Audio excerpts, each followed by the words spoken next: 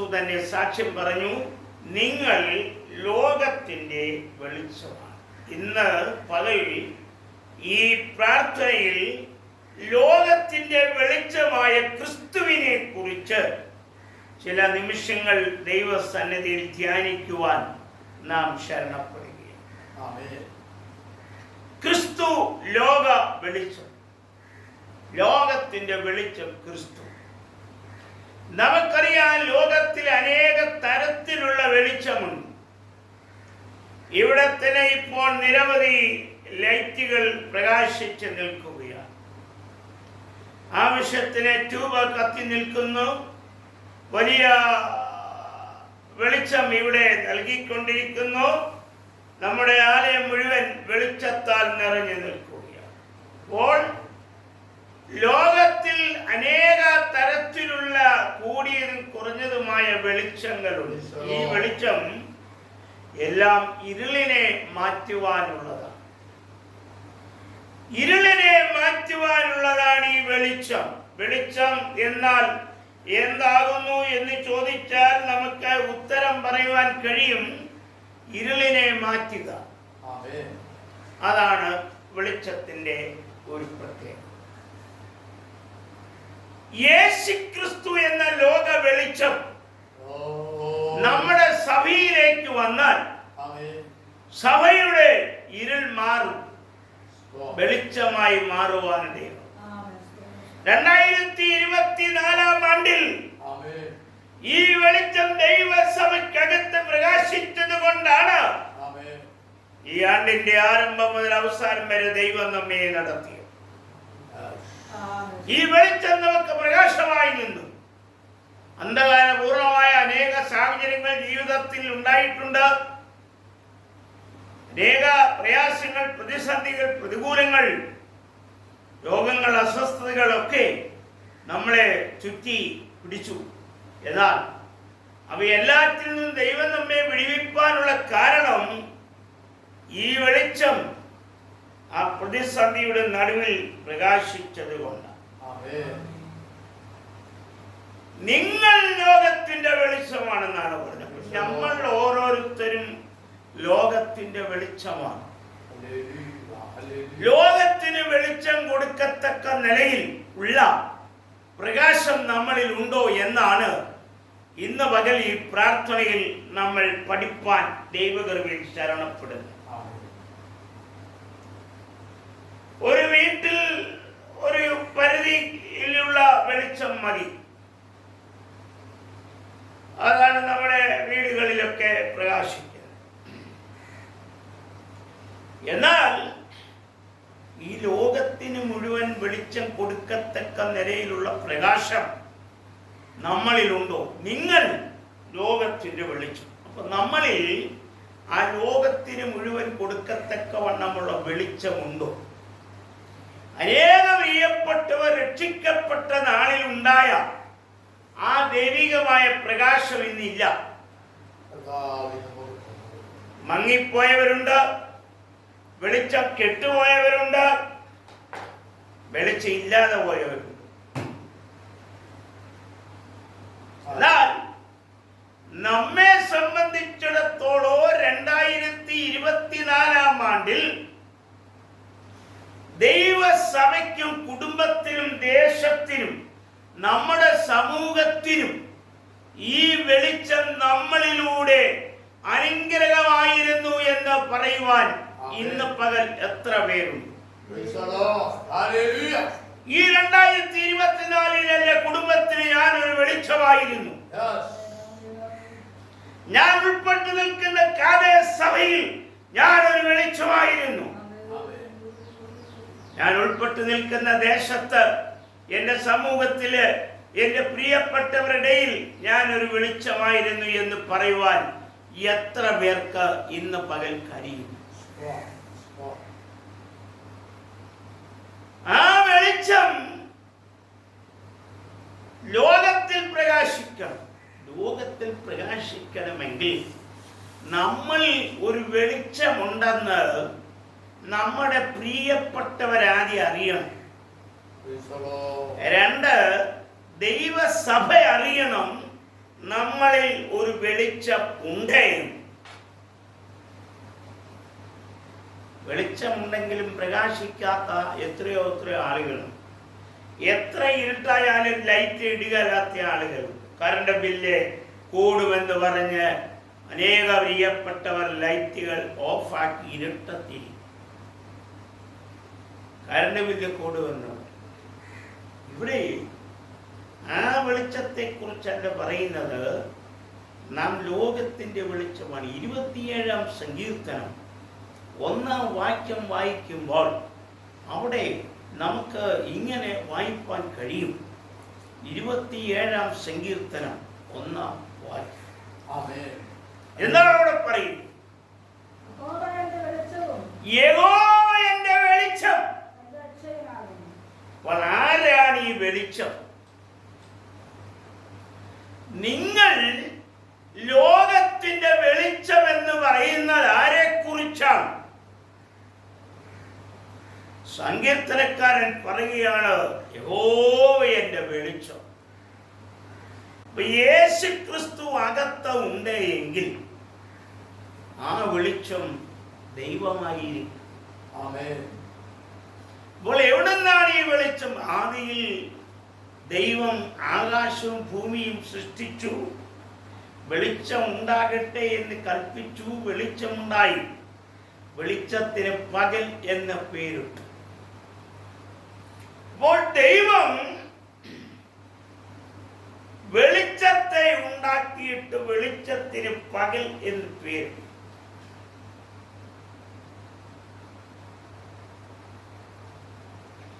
ഇരുളുമുണ്ട്, വെളിച്ചവുമുണ്ട്. ഇരുട്ടുമുണ്ട്, വെളിച്ചവും. സങ്കീർത്തനക്കാരൻ പറയുന്നു യഹോവ എന്റെ വെളിച്ചം. അപ്പോൾ നിങ്ങൾ ലോകത്തിന്റെ വെളിച്ചമെന്ന് മത്തായി സുവിശേഷത്തിൽ വായിക്കുമ്പോൾ സങ്കീർത്തനക്കാരൻ പറയുന്നു ആ വെളിച്ചം യഹോവയാണ്. യഹോവയുടെ വെളിച്ചം. ഇന്ന് പകൽ ആ രക്ഷിതാവായ യേശു ക്രിസ്തു നിങ്ങളുടെ ഹൃദയത്തിനകത്ത് വെളിച്ചമായി പ്രകാശിക്കുന്നുണ്ടോ? ഈ ആണ്ടുകൾ തീരുവാൻ ചില മണിക്കൂറുകൾ മാത്രം നിൽക്കുകയാണ്. ഈ ആണ്ട് ഇവിടെ തീരുവാൻ പോവുകയാണ്. ഈ ആണ്ട് ഇവിടെ അവസാനിക്കുമ്പോൾ ആ വെളിച്ചമായി ക്രിസ്തു 25-ലേക്ക് നാം പ്രവേശിക്കുമ്പോൾ നമ്മുടെ കൂടെ ഉണ്ടോ? അതോ നാം വെളിച്ചമുള്ളവരായിട്ടാണോ ഇരുൾ ഉള്ളവരായിട്ടാണോ നാം ലോകത്തിലേക്ക് 25-ലേക്ക് പ്രവേശിക്കും? യഹോവയുടെ വെളിച്ചം. വെളിച്ചം. യാക്കോബിന്റെ ലേഖനം 1-ാം അധ്യായം 17-ാമത്തെ വാക്യം നാം വായിക്കുമ്പോൾ,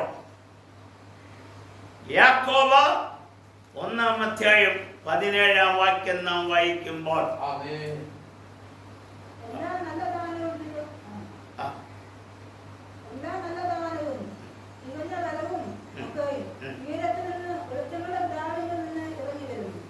അപ്പോൾ എവിടുന്നാണ് ഈ വെളിച്ചം വരുന്നത്? ബൈബിൾ പഠിപ്പിക്കുകയാണ് എല്ലാ നല്ല ദാനവും 2 തികഞ്ഞ വരമൊക്കെ ഈ 2024-ൽ ദൈവം നമുക്ക് എന്തൊക്കെ ദാനം നൽകി? കഴിഞ്ഞ ജനുവരി 1 മുതൽ ഡിസംബർ അവസാനിക്കുന്ന ഈ നിമിഷം വരെ നാം ചിന്തിച്ചു നോക്കിയാൽ ദൈവത്തിന്റെ ദാനത്തിന്റെ ഒരു വലിയ ലിസ്റ്റ് നമുക്ക് എഴുതുവാൻ കഴിയും. ദൈവം തന്നതല്ലാതെ ഒന്നും നമ്മുടെ ജീവിതയാത്രയിലില്ല. അപ്പോൾ എല്ലാ നല്ല ദാനവും തികഞ്ഞ വരമൊക്കെ ഈ കർത്താവിന് കൃപയിൽ നിൽക്കുന്ന ദൈവത്തിന്റെ കൃപയുള്ളത് കൊണ്ടും ആ ദൈവിക വരം ദൈവം നമുക്ക് നൽകിയത് കൊണ്ടുമാണ്. ആ കൃപ ദൈവം നമുക്ക് നൽകി. ആ ശ്രേഷ്ഠമേറിയ വരം ദൈവം നമുക്ക് നൽകി. അതുകൊണ്ട് പറയുകയാണ് എല്ലാ നല്ല ദാനവും തികഞ്ഞ വരമൊക്കെ ഉയരത്തിൽ നിന്ന് വെളിച്ചങ്ങളുടെ പിതാവിങ്കിൽ നിന്ന് വരുന്നു. അപ്പോൾ ഈ വെളിച്ചം എവിടുന്നാണ് വരുന്നത്? ഉയരത്തിൽ നിന്ന്, പിതാവിങ്കിൽ നിന്ന് വരികയാണ്. അവൾ ഈ വെളിച്ചം വരുന്ന വഴി പിതാവിങ്കിൽ നിന്നാണ്. അതുകൊണ്ട് പിതാവിൽ നിന്ന് ലഭിക്കപ്പെട്ട ഈ വെളിച്ചം നമ്മുടെ ഹൃദയത്തിനകത്ത് ഇന്ന് പകൽ കത്തുന്നുണ്ടോ? ഈ വെളിച്ചം നമ്മുടെ ഹൃദയത്തിൽ കത്തുന്നുണ്ടോ? ഞായറാഴ്ച രാവിലെ 9:30 കത്തും, 1:30 ഓഫാകും. ഇനി ഇല്ല. ആ വെളിച്ചത്തെ കുറിച്ചല്ല പറയുന്നത്. ഇത് ഉയരത്തിൽ നിന്ന് പിതാവിങ്കിൽ നിന്ന് വരുന്ന വെളിച്ചമാണ്. ഈ വെളിച്ചം പിതാവിങ്കിൽ നിന്ന് വരികയാണ്. യാക്കോബ് അപ്പോസ്തലനെ പിന്താങ്ങിക്കൊണ്ട് യോഹന്നാൻ പറയുന്നുണ്ടോ? യോഹന്നാൻ 1-ാം അധ്യായത്തിന്റെ 9-ാമത്തെ വാക്യം ഇങ്ങനെ വായിക്കും. യോഹന്നാന്റെ സുവിശേഷം 9-ാം അധ്യായം 1-ാം അധ്യായം 9-ാം വാക്യം. അപ്പൊ ഈ വെളിച്ചത്തിന്റെ മറ്റൊരു പ്രത്യേകത, യോഹന്നാന്റെ സുവിശേഷം 1-ാം അധ്യായം 9-ാം വാക്യം. യോഹന്നാൻ 1:9. ഏതു മനുഷ്യരെയും പ്രകാശിപ്പിക്കുന്ന സത്യവെളിച്ചം. നമ്മുടെ വീട്ടിലും നമ്മുടെ ഫെയ്ത്ത് ഹോമിലും ഒന്നും ഇങ്ങനെ ഒരു വെളിച്ചം ഉണ്ടോ എന്ന് ചോദിച്ചാൽ കിട്ടില്ല. ഏതെങ്കിലും ഇലക്ട്രിക്കൽ കടയിൽ ചെന്ന് സത്യ വെളിച്ചം ഉണ്ടോ എന്ന് ചോദിച്ചാൽ അവര് അന്തം വിട്ട് നിൽക്കും. ഇവിടുത്തെ ഒരു ഇലക്ട്രിക്കൽ കടയിലും വാങ്ങാൻ കിട്ടുന്ന ഒരു വെളിച്ചമല്ല ഈ സത്യ വെളിച്ചം. ലോകത്തിലെ ഒരു വിപണന കേന്ദ്രത്തിലും ഈ വെളിച്ചമില്ല. ഈ വെളിച്ചം ഉയരത്തിൽ നിന്ന് വരുന്നു. ആർക്കു വേണ്ടി? ഏത് മനുഷ്യരെയും പ്രകാശിപ്പാൻ.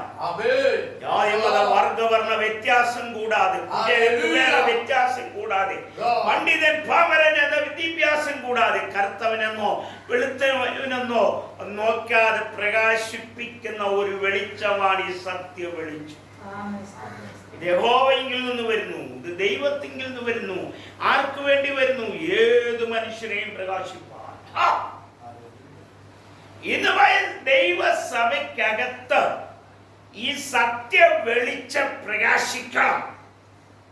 ഇത് ഏത് മനുഷ്യനെയും പ്രകാശിപ്പിക്കും.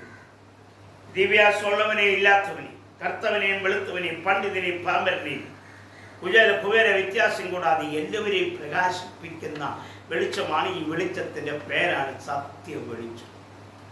അതുകൊണ്ടാണ് ഈ പുസ്തകത്തിന് പേരിട്ടിരിക്കുന്നത് സത്യവേദ പുസ്തകം. ഇത് സത്യ വെളിച്ചമാണ്. അങ്ങനെ ഒരു വെളിച്ചം ലോകത്തിലില്ല. ഇവിടുത്തെ ലൈറ്റൊക്കെ ഓഫായി കഴിയുമ്പോൾ ലോകത്തിൽ എന്തൊക്കെ പ്രവണതകളാണ് നടക്കുന്നതെന്ന് നിങ്ങൾക്കറിയാം. ഒരു ഭാഗത്ത് മോഷണം, മറുഭാഗത്ത് അനാശാസ്യ പ്രവർത്തനങ്ങൾ, മറുഭാഗത്ത് വലിയ നിഷ്ഠൂരമായ കൊലപാതകങ്ങൾ, പാപപ്രവൃത്തികൾ, ദോഷകരമായ ചിന്തകൾ, മ്ലേച്ഛകരമായ പ്രവൃത്തികൾ. ഇതൊക്കെ ഇവിടുത്തെ ലൈറ്റെല്ലാം ഓഫായി കഴിയുമ്പോൾ നടക്കുന്ന കാര്യങ്ങളാണ്. എന്നാൽ ഈ ലോകത്തിലെ മുഴുവൻ ലൈറ്റുകൾ ഓഫാക്കിയാലും ഓഫാക്കാൻ പറ്റുകയില്ലാത്തൊരു വെളിച്ചമാണ് ഇവിടെ പറയുന്ന സത്യ വെളിച്ചം. ഇത് ഓഫാകത്തില്ല. ലോകത്തിലെ ഏതെല്ലാം വെളിച്ചങ്ങൾ ഓഫ് ചെയ്താലും ഇരുട്ടാക്കിയാലും ഈ വെളിച്ചം ഓഫാകത്തില്ല. ഏതു മനുഷ്യനെയും പ്രകാശിപ്പിക്കുന്നതാണ്. തികഞ്ഞ മദ്യപാനിയെ രൂപാന്തരപ്പെടുത്തുന്നതാണ് ഈ വെളിച്ചം. അന്ധകാരത്തിൽ ജീവിക്കുന്ന, അനാചാരത്തിൽ ജീവിക്കുന്ന, ഈ ലോകത്തിന് വിരൂപമായി ജീവിക്കുന്ന ആളുകളിലേക്ക് ഈ വെളിച്ചം ചെന്നാൽ അവനെ സത്യ വെളിച്ചത്തിലേക്ക് നയിക്കും, സത്യത്തിലേക്ക് നയിക്കും. അനീതിയിൽ നിന്ന് അവനെ സത്യത്തിലേക്ക് നയിക്കുന്ന വെളിച്ചമാണ് ഈ സത്യ വെളിച്ചം. ഇത് യഹോവയിൽ നിന്ന് വരുന്നതാണ്. ഇത് ഏത് മനുഷ്യരെയും പ്രകാശിപ്പിക്കും. ഇതിന് വില കൊടുക്കേണ്ടതില്ല. ഇവിടുത്തെ വെളിച്ചത്തിനൊക്കെ വില കൊടുക്കണം. വില കൊടുത്താലേ അത് കിട്ടത്തുള്ളൂ. ഞാൻ ഈ വെളിച്ചത്തിന് വില കൊടുക്കേണ്ട. കാരണം യോഹന്നാൻ 8-ാം അധ്യായം 12-ാം വാക്യത്തിൽ ഇങ്ങനെ വായിക്കുന്നുണ്ട്. യോഹന്നാന്റെ സുവിശേഷം 8-ാം അധ്യായം 12-ാം വാക്യം.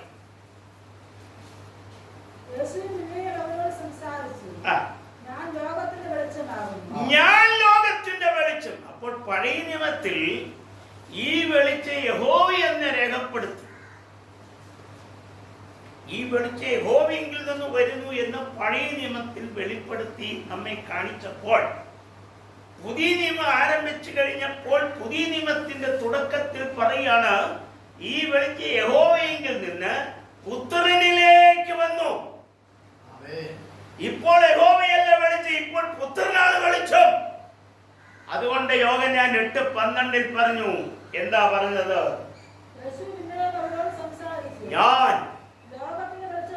ഞാനാണ് ലോകത്തിന്റെ വെളിച്ചം. കർത്താവായ യേശു ക്രിസ്തുവാണ് ലോകത്തിന്റെ വെളിച്ചം. കരമുയർത്തി ദൈവത്തെ സ്തുതിക്കുക. ഹല്ലേലൂയ. ഈ വെളിച്ചമാണ് യേശു ക്രിസ്തുവെങ്കിൽ ആ യേശു ക്രിസ്തു പറഞ്ഞു ഞാൻ ലോകത്തിന്റെ വെളിച്ചം. ആ വെളിച്ചത്തെ അനുഗമിച്ചാൽ, ആ വെളിച്ചത്തെ പിൻഗമിച്ചാൽ, ആ വെളിച്ചത്തിന്റെ കൽപ്പനകളെ പ്രമാണിച്ചാൽ, ആ വെളിച്ചത്തിന്റെ ഉപദേശത്തിൽ ജീവിച്ചാൽ, ആ വെളിച്ചത്തിന്റെ ആദർശത്തിൽ ജീവിച്ചാൽ ഈ വെളിച്ചം നമ്മളിൽ പ്രകാശിക്കും. യഹോവയിൽ നിന്ന് പുത്രനിലേക്ക് വന്നു. പുത്രൻ പറഞ്ഞു ഞാൻ ലോകത്തിന്റെ വെളിച്ചമാണെന്ന് പറഞ്ഞു. എന്നാൽ ആ വെളിച്ചം ഇന്ന് ലോകത്തിൽ പ്രകാശിക്കുകയാണ്. അതേ യോഹന്നാന്റെ സുവിശേഷം 12-ാം അധ്യായം 35-ാം വാക്യത്തിൽ ഇങ്ങനെ പറയും. എന്താ പറയുന്നത്? യോഹന്നാൻ 12:35.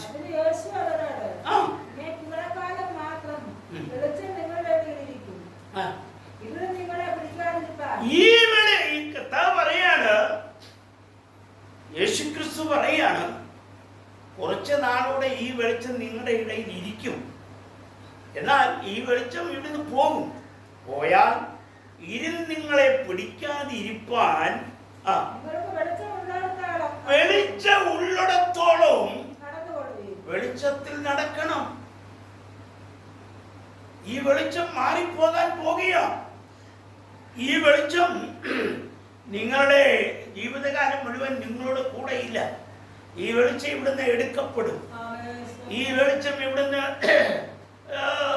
മറ്റൊരിടത്തേക്ക് പോകും. ഞാൻ പോകുകയാണ്. ഞാൻ പോയാൽ ഇരുൾ നിങ്ങളെ പിടിക്കും. പിടിക്കാതിരിപ്പാൻ വെളിച്ചം ഉള്ളിടത്തോളം കാലം ഈ വെളിച്ചത്തിൽ നടക്കണം. അപ്പൊ യേശു ക്രിസ്തു എന്ന വെളിച്ചത്തിൽ ജീവിതത്തിൽ നടക്കണം. 2024 യേശു ക്രിസ്തു എന്ന വെളിച്ചത്തിൽ നടന്ന എത്ര പേരുണ്ട്? ഇരുൾ നിങ്ങളെ പിടിക്കാതിരിപ്പാൻ. ഇരുളിന്റെ പ്രവൃത്തികൾ വളരെ ഭയാനകരമാണ്. ഇരുൾ മനുഷ്യനെ പിടിച്ച് ഉലച്ചുകൊണ്ടിരിക്കുക. അപ്പൊ ഇരുൾ വെളിച്ചം മാറിയിട്ട് ഇരുൾ നിങ്ങളിൽ വരും. ഈ ഇരുൾ വരുമ്പോൾ, ഈ അന്ധകാരം വരുമ്പോൾ, ഈ അന്ധകാരം നിങ്ങളെ പിടിക്കാതിരിപ്പാൻ നിങ്ങൾ ലോകത്തിൽ വെളിച്ചമുള്ളിടത്തോളം വെളിച്ചത്തിൽ നടക്കണം. ഈ വെളിച്ചത്തിൽ നടക്കണം.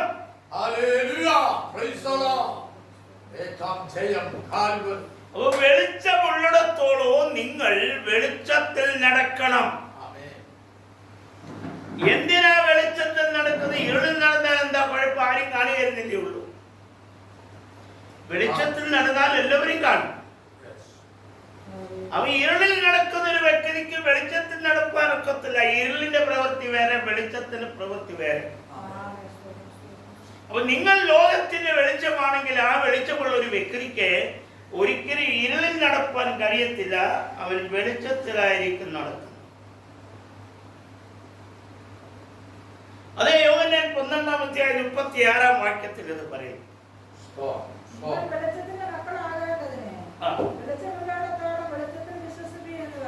നിങ്ങൾ വെളിച്ചത്തിന്റെ മക്കളാണ്. ലോകത്തിന്റെയോ ഇരുളിന്റെയോ മക്കളല്ല. നിങ്ങൾ വെളിച്ചത്തിന്റെ മക്കളെ. വെളിച്ചം ആരാ? പഴയ നിയമത്തിൽ യഹോവയും പുതിയ നിയമത്തിൽ കർത്താവായ യേശു ക്രിസ്തു. അപ്പോൾ യേശു ക്രിസ്തുവിന്റെ മക്കളായ നിങ്ങൾ യേശു ക്രിസ്തുവിൽ വിശ്വസിച്ച് നടക്കണം. രോഗവും പ്രയാസവും കഷ്ടതയും അനർത്ഥങ്ങളും ഒക്കെ വരുമ്പോൾ യേശുവിനെ വിളിക്കുകയും അതെല്ലാം മാറിക്കഴിഞ്ഞ ജീവിതത്തിൽ സുഖവും സൗകര്യമാകുമ്പോൾ യേശുവിനെ മറക്കുകയും ചെയ്യുന്നതല്ല വെളിച്ചത്തിന്റെ മക്കൾ. അവർ ജീവിതയാത്രയിൽ വെളിച്ചത്തിൽ നടക്കുകയാണ്. ഇവിടെ പറയാണ്, നിങ്ങൾ വെളിച്ചത്തിൽ നടപ്പീൻ, നിങ്ങൾ വെളിച്ചത്തിന്റെ മക്കളാണ്. അപ്പൊ യേശു ക്രിസ്തുവിന്റെ മക്കളായ നിങ്ങൾ യേശു ക്രിസ്തു എന്ന വെളിച്ചത്തിൽ നടക്കണം. ഈ വെളിച്ചം അപ്പോൾ നമ്മുടെ കൂടെയുണ്ട്, ഹൃദയത്തിലാ. യേശു ക്രിസ്തുവിനെ സ്വന്തം രക്ഷിതാവും കർത്താവുമായി ഹൃദയത്തിൽ സ്വീകരിച്ച് നടക്കുകയാണ്. കർത്താവായ യേശു ക്രിസ്തു ദൈവപുത്രനെന്ന് ഹൃദയത്തിൽ വിശ്വസിച്ച് വായ് കൊണ്ട് ഏറ്റുപറയുന്നവൻ രക്ഷിക്കപ്പെടും. അങ്ങനെ രക്ഷാനിർണയം പ്രാപിച്ച ഒരു ദൈവവൈദ്യന്റെ ഹൃദയത്തിനകത്ത് ഈ വെളിച്ചമുണ്ട്. വെളിച്ചമുള്ളവനെ കണ്ടാൽ അറിയാം,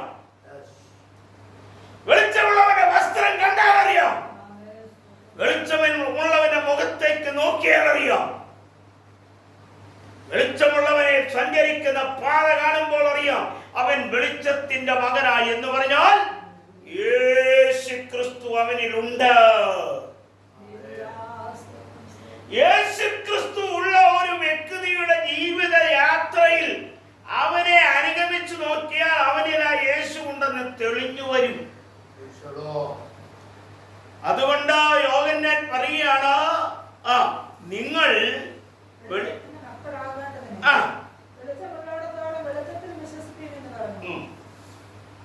അപ്പോൾ രണ്ടാമത് നമ്മൾ പഠിക്കാൻ പോകുന്നത്, പഴയ നിയമത്തിൽ ഈ വെളിച്ചം യഹോവയായിരുന്നു, പുതിയ നിയമത്തിൽ ഈ വെളിച്ചം യേശു ക്രിസ്തുവാണെന്ന് യേശു ക്രിസ്തു തന്നെ സാക്ഷ്യം പറഞ്ഞു, ഞാൻ ലോകത്തിന്റെ വെളിച്ചം. മൂന്നാമത് പഠിക്കാൻ പോകുന്നത്, യേശു പറയാണ്, ഈ വെളിച്ചത്തിൽ വിശ്വസിപ്പീൻ എന്ന് പറഞ്ഞാൽ എന്താ അതിന്റെ അർത്ഥം? നിങ്ങൾ യേശു ക്രിസ്തുവിനെ വിശ്വസിക്കണം. വെളിച്ചത്തിൽ വിശ്വസിപ്പീൻ എന്ന് പറഞ്ഞാൽ ഒരു വിളക്ക് കത്തിച്ചു വെച്ചിട്ട് ആ വെളിച്ചത്തിൽ വിശ്വസിപ്പാനല്ല ഇവിടെ പറയുന്ന ആശയം. അങ്ങനെ വെളിച്ചത്തെ വിശ്വസിക്കാനൊക്കത്തില്ല, വെളിച്ചം യേശുവാണ്. അപ്പോൾ ആ യേശു ക്രിസ്തു എന്ന വെളിച്ചത്തെ വിശ്വസിക്കണം. അപ്പൊ നമ്മുടെ മൂന്നാമത്തെ പഠനം ഈ വെളിച്ചത്തിൽ വിശ്വസിക്കണമെന്ന് യോഹന്നാൻ 12:36 പറഞ്ഞിരിക്കുന്നു. എന്ന് പറഞ്ഞാൽ അതിന്റെ ആത്മീയാർത്ഥം നിങ്ങൾ യേശു ക്രിസ്തുവിനെ വിശ്വസിക്കണം. 2024 ആണ്ട് അവസാനിക്കുന്ന ഈ അവസാനത്തെ തിങ്കളാഴ്ച യേശു ക്രിസ്തു എന്ന ഈ വെളിച്ചത്തിൽ വിശ്വസിച്ച് നടപ്പാൻ കഴിഞ്ഞിട്ടുള്ളൂ.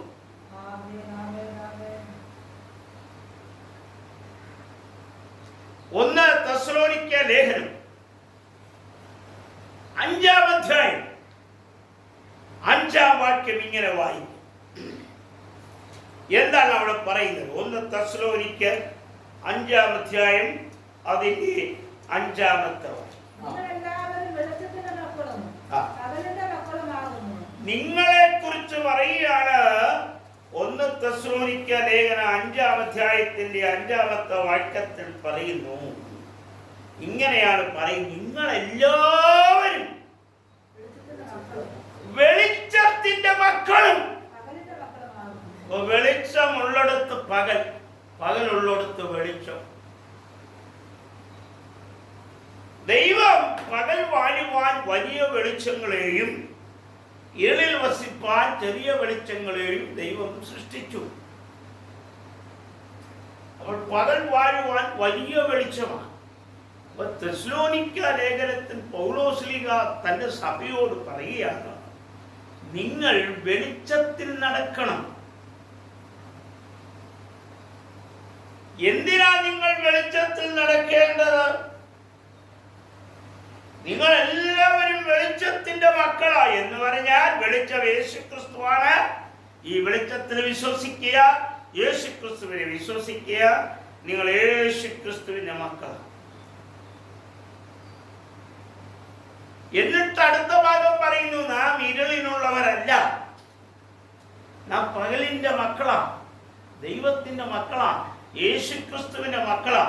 യേശുക്രിസ്തുവിന്റെ മക്കളാണെങ്കിൽ ആ യേശുക്രിസ്തുവിനെ വിശ്വസിച്ച് നടക്കുന്ന ഒരു വ്യക്തിക്ക് മറ്റ് ദൈവങ്ങളെ തേടി പോകാൻ കഴിയുന്നതല്ല. യേശു ഉറപ്പിച്ചു പറയുന്നു, നിങ്ങൾ വെളിച്ചത്തിന്റെ മക്കളാണ്. വെളിച്ചത്തിന്റെ മക്കളായിരിക്കുന്ന ഒരു വ്യക്തിക്ക് അത് വിട്ട് പോകുവാനായിട്ട് ഒക്കത്തില്ല. എങ്ങനെ ഒക്കും?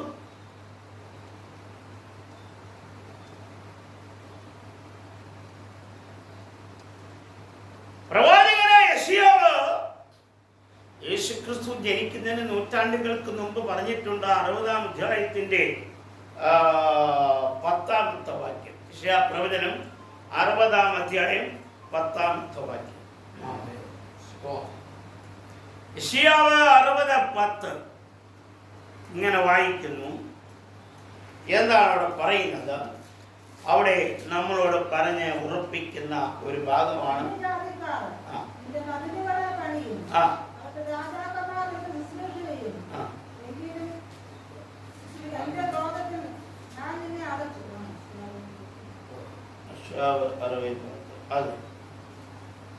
അപ്പോൾ അവിടെ പറഞ്ഞിരിക്കുകയാണ്, ഈ വെളിച്ചം നിങ്ങളിൽ പ്രകാശിക്കാൻ പോവുകയാണ്. എങ്ങനെയാ?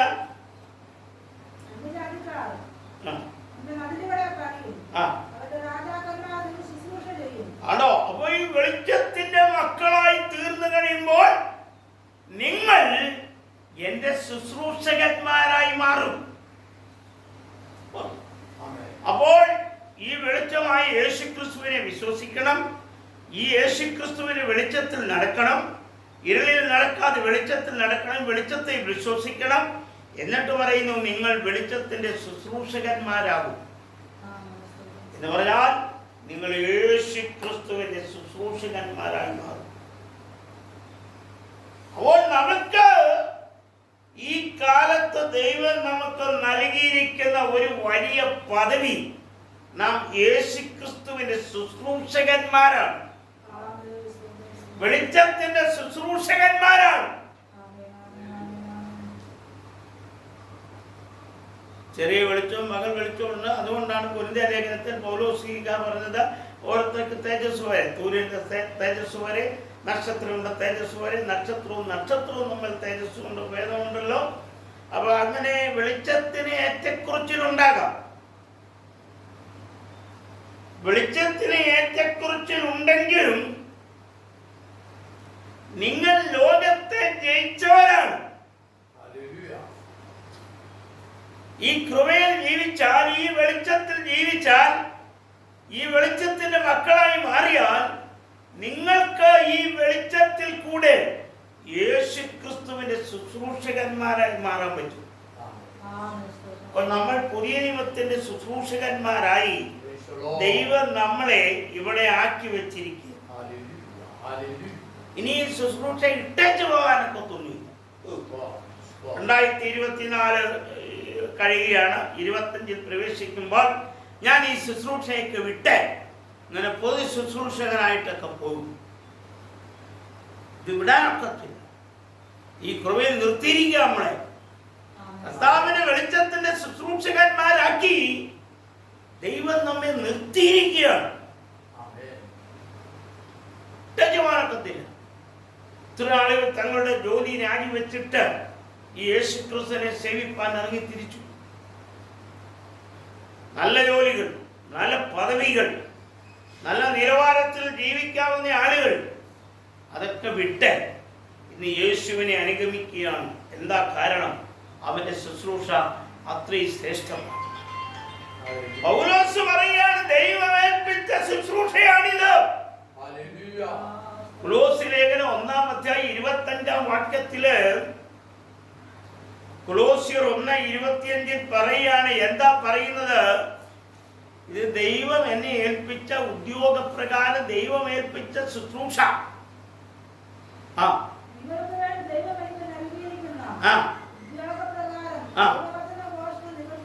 ഇതൊരു ഉദ്യോഗമാണ്. ഇത് ദൈവം ഏൽപ്പിച്ച ശുശ്രൂഷ. 2025-ൽ ചിലർക്ക് ഉദ്യോഗം ലഭിക്കാൻ പോകുക. ഇവിടുത്തെ ഉദ്യോഗം ലഭിക്കണമെങ്കിൽ നല്ല വിദ്യാഭ്യാസം വേണം, PSC പരീക്ഷ എഴുതണം, അതിൽ റാങ്ക് ലിസ്റ്റിൽ വരണം. അങ്ങനെയൊക്കെ പല കടമ്പകൾ കടന്നാലേ ഇവിടുത്തെ ഈ ലോകപ്രകാരം ഒരു ജോലി കിട്ടത്തുള്ളൂ. ഇത് ഇവിടെ പറയാണ്, പൗലോസ് പറയാണ്, ഇത് ദൈവം ഏൽപ്പിച്ച ഉദ്യോഗമാണ്. ഇത് രാജിവെച്ചു പോകാൻ പറ്റത്തില്ല. ഇത് ശ്രേഷ്ഠമേറിയതാണ്. ഏത് ജോലിയേക്കാൾ അതിന്റെ ഏറ്റവും മേളിലായി ഈ ജോലി. ഇട്ടച്ചു പോകാനൊക്കത്തില്ല. ദൈവസഭയിലെ വിശ്വാസികളെ, നിങ്ങളെ കർത്താവ് ചില ശുശ്രൂഷയ്ക്കായി ഉദ്യോഗത്തിനായി വേർതിരിച്ചിരിക്കുക. ചിലരെ ഏൽപ്പിച്ച ഉദ്യോഗം എന്ന് പറയുന്നത് കുഞ്ഞു കുട്ടികളെ പഠിപ്പിക്കാൻ, സൺഡേ സ്കൂൾ കുട്ടികളെ പഠിപ്പിക്കാനാ ദൈവം ചിലരെ ഈ ശുശ്രൂഷ ഏൽപ്പിച്ചത്. അത് ഏൽപ്പിച്ചവർ അത് ചെയ്യണം. സൺഡേ സ്കൂൾ കുട്ടികളെ പഠിപ്പിക്കണം. 2, യൗവനക്കാരെ വിളിച്ച് വേർതിരിച്ചത് യൗവനക്കാരുടെ ഇടയിൽ ഈ ശുശ്രൂഷ, ഈ ഉദ്യോഗം ചെയ്യാൻ. ചിലരെ ഏൽപ്പിച്ചത് ദൈവസഭയ്ക്ക് വേണ്ടി ഉദ്യോഗം ചെയ്യാൻ. അപ്പം അങ്ങനെ വിവിധ നിലയിലും നിലവാരത്തിലും ദൈവം ഈ ഉദ്യോഗം ഏൽപ്പിച്ച് ഈ ആണ്ട് അവസാനിക്കുമ്പോൾ ഈ ഉദ്യോഗപ്രകാരം ദൈവം നമ്മെ നിർത്തിയിരിക്കുന്നു. IPC ആനത്താനക്കാതെ സഭയിൽ കർത്താവിന്റെ വേലയ്ക്ക് വേണ്ടി ഉദ്യോഗം ചെയ്യുവാൻ ഇന്ന് പകൽ എത്ര പേർ മുൻപോട്ട് വരും? ഈ ആണ്ട് അവസാനിക്കുകയാണ്. ഈ ആണ്ട് ഇവിടെ തീരുകയാണ്. ഈ ആണ്ട് ഇവിടെ തീരുമ്പോൾ ഒരു കാര്യം ചെയ്യണം. 2025-ൽ ദൈവം എന്നെ ഒരു ഉദ്യോഗം ഏൽപ്പിച്ചു. ആ ഉദ്യോഗപ്രകാരം ഞാൻ എൻ്റെ യേശുവിന് വേണ്ടി ചെയ്യുമെന്ന് പറയുവാൻ ഇന്ന് പകൽ ഈ സഭയിൽ എത്ര പേരുണ്ട്? ആ കരങ്ങളാണ് ഉയരേണ്ടത്. കർത്താവിന്റെ വേലയ്ക്ക് വേണ്ടി എന്നെ ഏൽപ്പിച്ച ഉദ്യോഗപ്രകാരം വചനഘോഷണം എന്ന ശുശ്രൂഷ ഞാൻ നിറപടിയായി ചെയ്യും. ദൈവസഭയിൽ ദൈവം ആളുകളെ എഴുന്നേൽപ്പിക്കട്ടെ ഈ ഉദ്യോഗത്തിന് വേണ്ടി.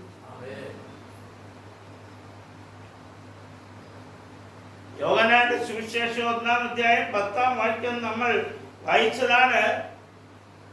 എങ്കിലും ഒന്നുകൂടെ വായിക്കുകയാണ്. യോഹന്നാൻ 1:10. എന്താണ് അവിടെ പറയുന്നത്?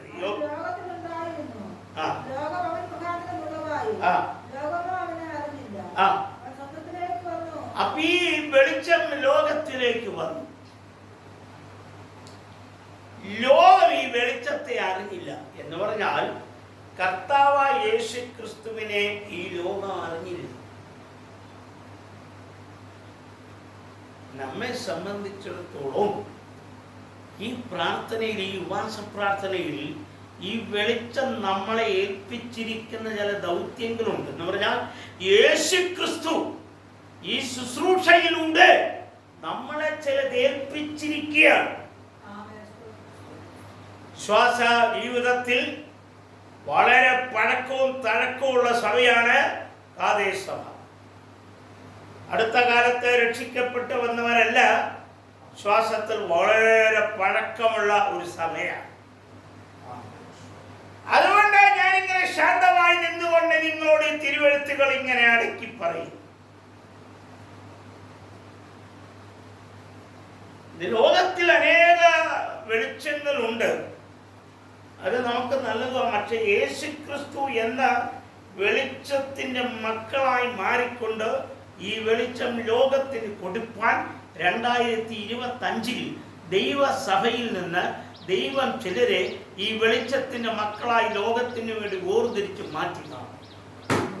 ഈ ലോകത്തിന് വെളിച്ചം കൊടുപ്പാൻ, ഈ വചനഘോഷണം നിവർത്തിപ്പാൻ ദൈവം ചിലരെ ഈ സഭയിൽ നിന്ന് എഴുന്നേൽപ്പിക്കുക.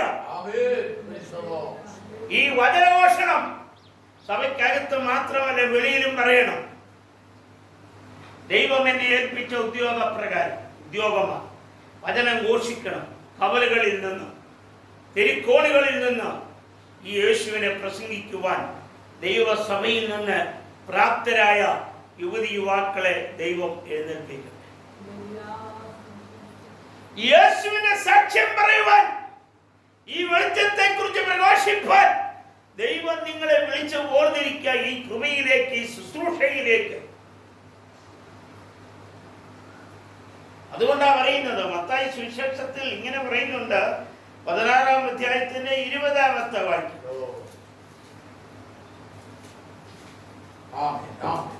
മത്തായി സുവിശേഷം 16-ാം അധ്യായം